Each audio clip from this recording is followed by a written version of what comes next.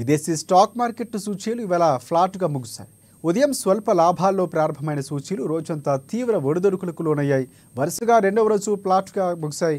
Infosys, Bajaj finance, Bharati Airtel షేర్లలో కొనుగోలు సూచీలు దన్నుగా నిలవగా, రిలయన్స్ ఇండస్ట్రీస్, హెచ్డిఎఫ్సి బ్యాంక్, ఎస్బీఐలో విక్రయాలు సూచీలపై ఒత్తిడి తెచ్చాయి.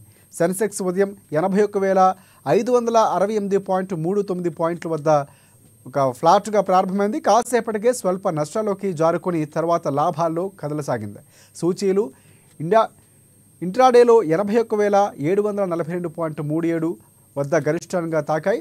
చివరికి 16 పాయింట్ల లాభంలో 81,526.14 వద్ద ముగిసింది. ఇక నిఫ్టీ 31.75 పాయింట్ల లాభంలో 24,641.80 వద్ద స్థిరపడింది.